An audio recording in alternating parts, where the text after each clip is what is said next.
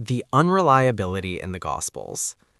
The Gospels were composed after the early church had become divided into different factions.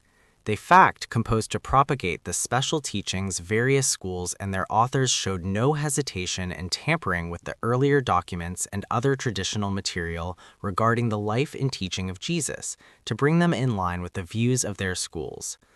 Rev. T.G. Tucker writes, "Thus, Gospels were produced which clearly reflect the conception of the practical needs of the community for which they were written. In them, the traditional material was used, but there was no hesitation in altering it or making additions to it, or in leaving out what did not suit the writer's purpose." The four Gospels included in the Bible were not the only Gospels written in the early centuries of Christianity. There were many others, including the one called the Gospels according to the Hebrews, an Aramaic work which was used by the Nazarenes, as the early disciples of Jesus were called, who denied the divinity of Jesus and regarded him only as a great prophet. Towards the end of the 2nd century, the Gospels of Mark, Matthew, Luke, and John were included in the canon, and the rest were declared to be heresies and accepted as scriptures. The Gospels did not have that sanctity which they have now, and no one felt any compunction in altering them if anything contained in them did not suit his purpose or the purpose of his sect. Even after they were included in the canon and declared to be the Word of God, changes continued to be made in them, as is clear from the different early extant manuscripts. Referring to this, Professor Dunlow of Cambridge writes in his famous commentary on the Holy Bible, "A copyist would sometimes put in not what was in the text, but what he thought ought to be in it. He would trust a fickle memory, or he would make the text accord with the views of the school to which he belonged." In addition to the versions and quotations from the Christian fathers, nearly 4,000 Greek manuscripts of the New Testament were known to exist, as the variety of reading is considerable. In considering how far the four canonical Gospels faithfully present the inspired message or gospel of Jesus, we must bear the following facts in mind. 1. That no written copy was made of the inspired sayings of Jesus in his lifetime. 2. That the earliest records of the sayings of Jesus, which were made shortly after the departure of Jesus when the glorification of Jesus had already begun, have all been irretrievably lost. 3. That in the Gospels, which were written between 70 and 115 CE on the basis of some of those lost documents, the material contained in them was handled rather freely, the Gospel writers feeling no hesitation in changing it for what they considered to be the greater glory of Christ, or to bring it in line with the views of their sect. 4. That none of the evangelists had known Jesus or heard him speaking. 5. That the Gospels were written in Greek, whereas the language spoken by Jesus was Aramaic. 6. That they were composed to propagate the points of view of the different factions, and that they were chosen from many others which represented different viewpoints. 7. That for at least a century after they were written, they had no canonical authority and could be and were actually changed by the copyists of the different sects to serve their own purpose.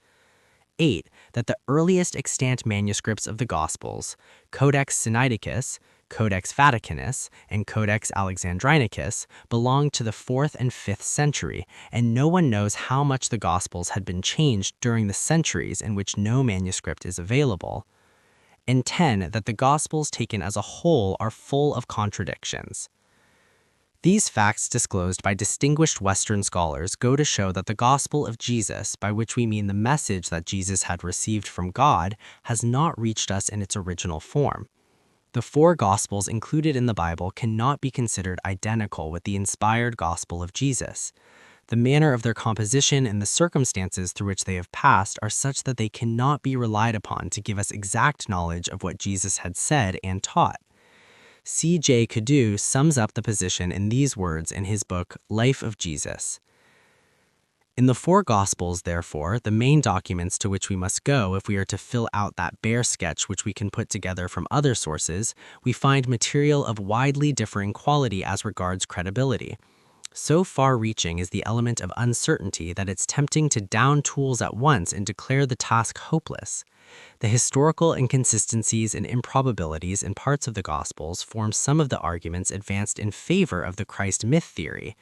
These, however, are entirely outweighed, as we have shown, by other considerations. Still, the discrepancies and uncertainties that remain are serious, and consequently, many moderns who have no doubt whatsoever of Jesus' real existence regard as hopeless any attempt to dissolve out the historically true from the legendary or mythical matter that the Gospels contain, and to reconstruct the story of Jesus' mission out of the more historical residue. The authenticity of the Quran. On the other hand, there is no such doubt about the Holy Quran. It contains nothing but the revelations received by the Prophet Muhammad. The revelations came to him in fragments from time to time. As soon as he received any, he used to communicate it to his disciples and ask them not only to commit it to memory, but also to write it down. On each such occasion, he indicated in a precise place to which the revelation belonged. Thus, the complete Quran was committed to writing and also preserved by the hearts of hundreds of persons in the lifetime of the Prophet.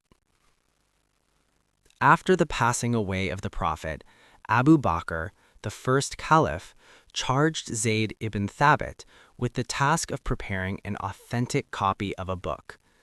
The companions of the Holy Prophet had written the revelations that had come to the Prophet on parchments or pieces of leather.